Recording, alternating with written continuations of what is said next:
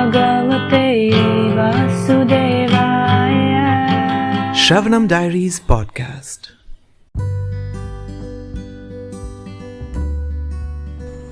Reading Bhagavad Gita as it is, the book by His Divine Grace Abhay Charanaravinda Bhaktivedanta Swami Prabhupada, Chapter 4, Transcendental Knowledge. Text 32.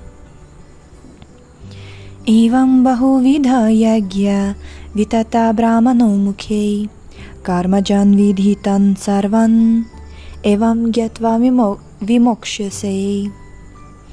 All these different types of sacrifice are approved by the Vedas, and all of them are born of different types of work. Knowing them as such, you will become liberated. Purport. Different types of sacrifice, as discussed above, are mentioned in the Vedas to suit the different types of worker. Because men are so deeply absorbed in the bodily concept, these sacrifices are so arranged that one can work either with the body, with the mind, or with the intelligence. But all of them are recommended for ultimately bringing about liberation from the body. This is confirmed by the Lord herewith from His own mouth. Text 33. Shriyan dravyama yadyagyaj jnana yagya parantapa sarvam karma kilam partha jnane parisamapyate. O chastiser of the enemy, the sacrifice performed in knowledge is better than the mere sacrifice of material possessions. After all, O son of Pritha, all sacrifices of work culminate in transcendental knowledge. Purport. The purpose of all sacrifices is to arrive at the status of complete knowledge, then to gain release from material miseries, and ultimately to engage in loving transcendental service to the Supreme Lord, Krishna consciousness. Nonetheless, there is a mystery about all these different activities of sacrifice, and one should know the mystery. One should know this mystery. Sacrifices sometimes take different forms according to the particular faith of the performer.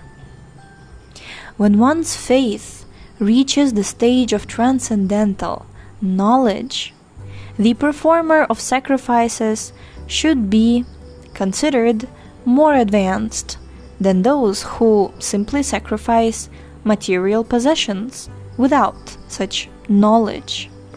For without attainment of knowledge, sacrifices remain on the material platform and bestow no spiritual benefit. Real knowledge culminates in Krishna consciousness, the highest stage of transcendental knowledge. Without the elevation of knowledge, sacrifices are simply material activities. When, however, they are elevated to the level of transcendental knowledge, all such activities enter into the spiritual platform. Depending on differences in consciousness, sacrificial activities are sometimes called karma kanda, fruitive activities, and sometimes jnana kanda, knowledge in the pursuit of truth. It is better when the end is knowledge. Alright, so we need to understand that when somebody donates some money and he has the knowledge to donate it for the purpose of serving the Lord, is different than one doesn't have that knowledge and he just gives the money somewhere and considers it a pious activity. Right.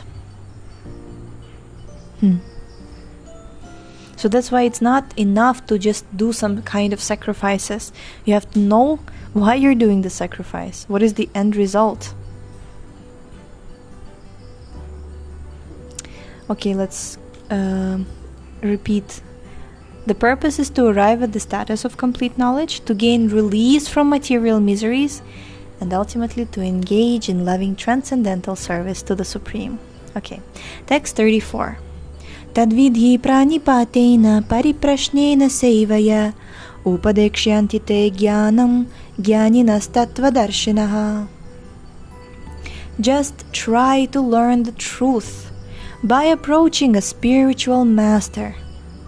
Inquire from him submissively and render service unto him. The self-realized souls can impart knowledge unto you because they have seen the truth. This is how this verse comes up. So Krishna says that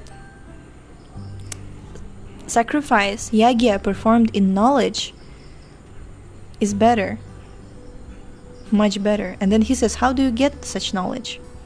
This is how you get. Just try to learn the truth by approaching a spiritual master. Guru. Purport.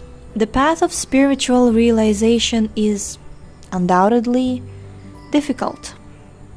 The Lord therefore advises us to approach a bona fide spiritual master in the line of disciplic succession from the Lord himself. No one can be a bona fide spiritual master without following this principle of disciplic succession. The Lord is the original spiritual master, and a person in the disciplic succession can convey the message of the Lord as it is to his disciple.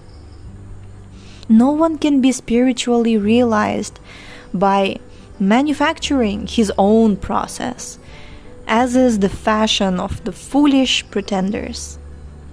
The Bhagavatam 6.3.19 says, Dharmam tu sakshad Bhagavat pranitam. The path of religion is directly enunciated by the Lord. Therefore, mental speculation or dry arguments cannot help lead one to the right path, nor by independent study of books of knowledge can one progress in spiritual life. One has to approach a bona fide spiritual master to receive the knowledge. Such a spiritual master should be accepted in full surrender, and one should serve the spiritual master like a menial servant, without false prestige. Satisfaction of the self-realized spiritual master is the secret of advancement in spiritual life. Inquiries and submission constitute the proper combination for spiritual understanding. Unless there is submission and service, inquiries from the learned spiritual master will not be effective.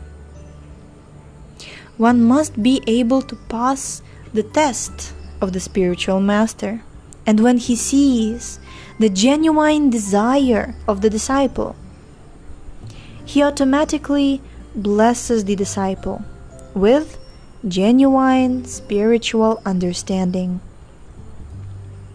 In this verse, both blind following and absurd inquiries are condemned. Absurd inquiries. Okay. No, not only should one hear submissively from the spiritual master, but one must also get a clear understanding from him in submission and service and inquiries. A bona fide spiritual master is by nature very kind toward the disciple. Therefore, when the student is submissive and is always ready to render service, the reciprocation of knowledge and inquiries becomes perfect.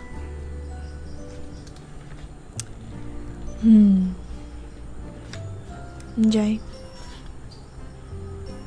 Okay, we're going to stop here for today. Thank you so much for tuning in today. The book links, previous episodes timeline, and biography of the author can be found on shravanamdiaries.com. The link is in the description, and we shall see you tomorrow. Hare Krishna, Krishna